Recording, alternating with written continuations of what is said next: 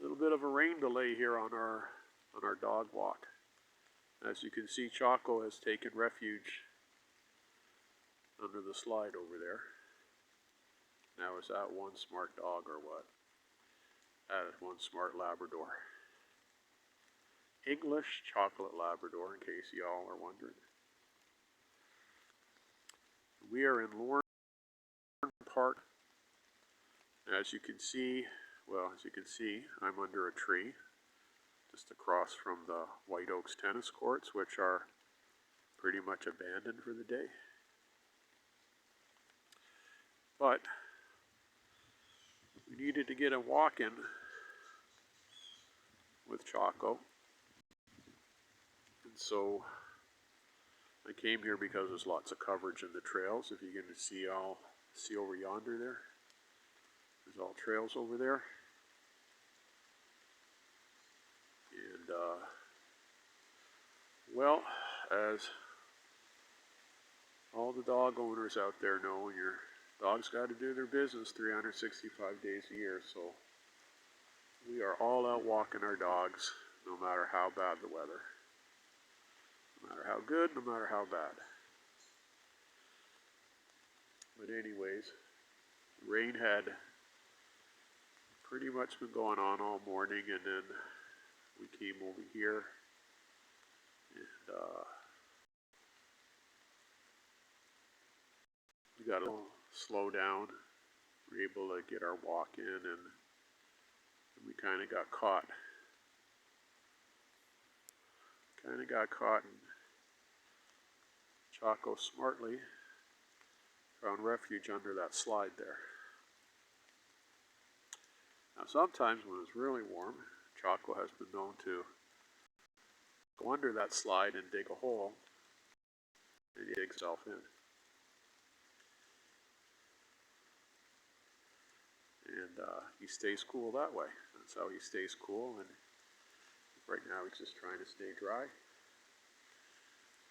I'm under a lot of tree coverage here myself. I'll show y'all.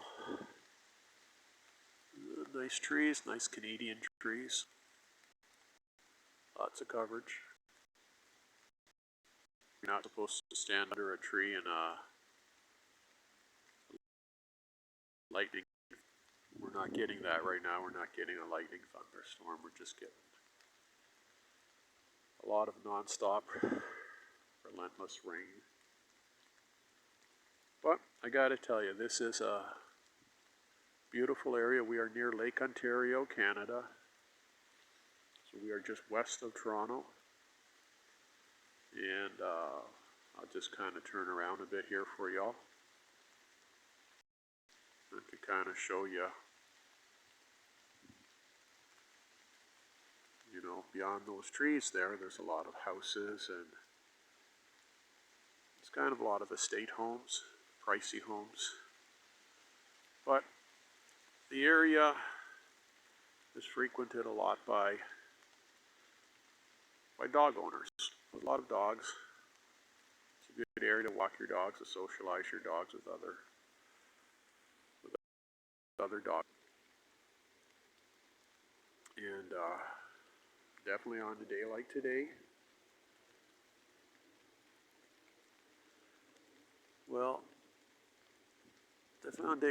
it's better to walk your dog. You're getting some tree coverage if there's any threat of a rainstorm.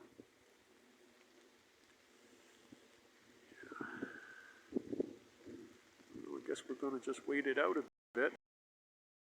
I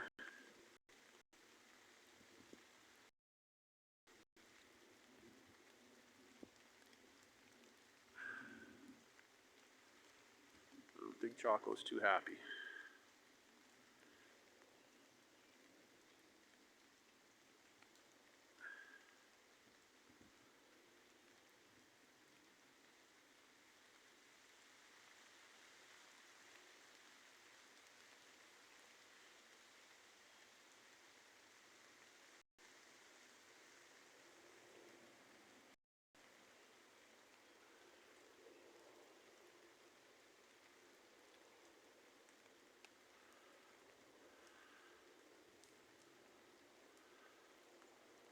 Well, not my kind of, but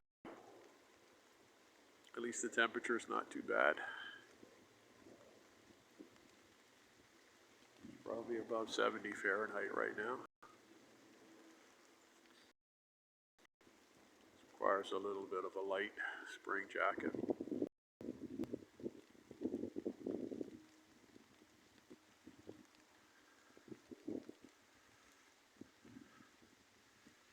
Maybe waterproof hiking shoes on a day like today. Just want to point out I'm wearing a pair of Columbia hiking shoes that were advertised as waterproof. It says waterproof on them. They're not waterproof though. The toe area of my shoes, my toes are wet. My socks are wet. Just from walking through the grass. Just walking through wet grass. I definitely don't expect hiking shoes to be waterproof to actually submerge in a creek or anything, but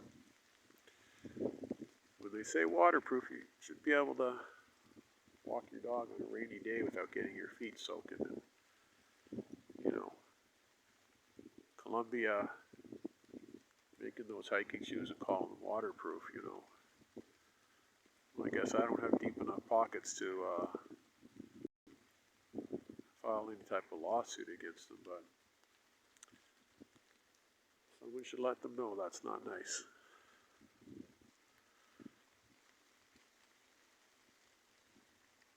Specifically bought these shoes because me and Choco are out walking all the time.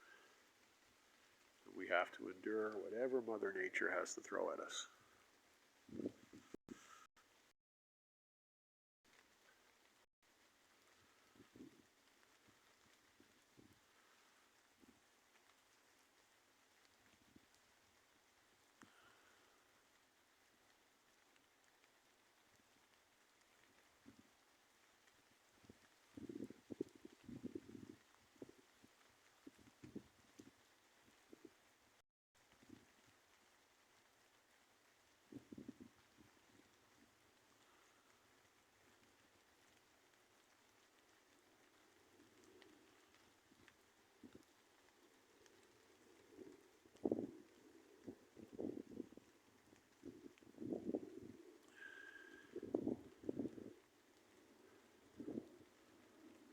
Choco, you want to make a run for it?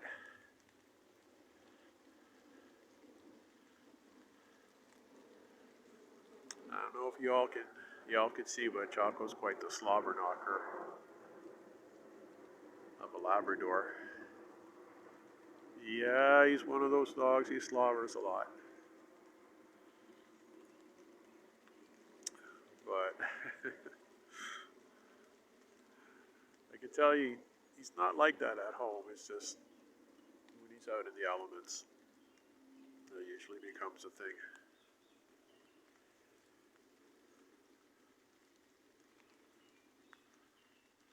I know, Choco, I don't think we're going to find any other doggies out today. Everybody's at home waiting for it to stop.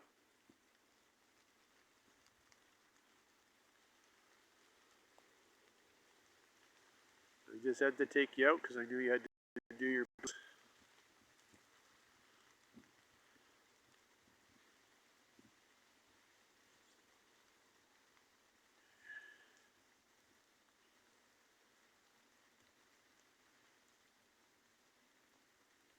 This is an area too that is frequented a lot by coyotes. I would say the coyotes here are called Eastern Coyotes in this neck of the woods here. The Eastern Coyotes, they are smaller than Choco. And the peculiar thing about them is that they have about as much domestic dog DNA. They carry just about as much domestic dog DNA as they do gray wolf DNA, which is about 7 or 8%.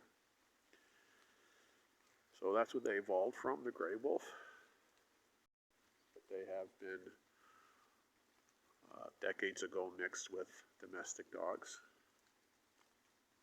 And I really think of them more as feral dogs.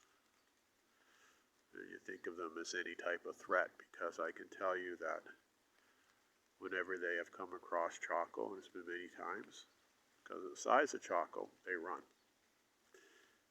They run. Well, he sees them, he barks at them. And, well, they are not too eager to mix it up with Choco. So people say that they might be afraid of coyotes, or coyotes are a threat to their dog. If we're talking about medium and large breed dogs, that's usually a bunch of nonsense. If anything, they're afraid of us, they're afraid of people, they're afraid of large dogs. And all I can say is just leave them be.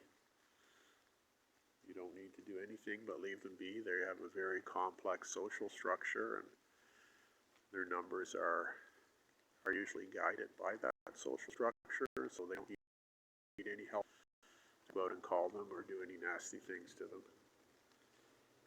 And I've been out here for a number of years walking dogs and coming across coyotes, and I've never once had any bad encounters with them.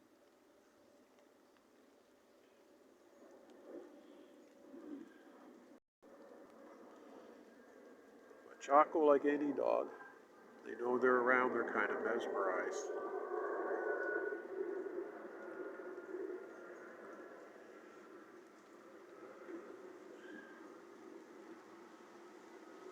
Kind of fixated on if he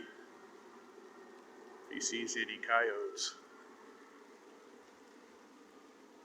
And we've got a good share of foxes, Virginia possums. Yeah, we've got it all.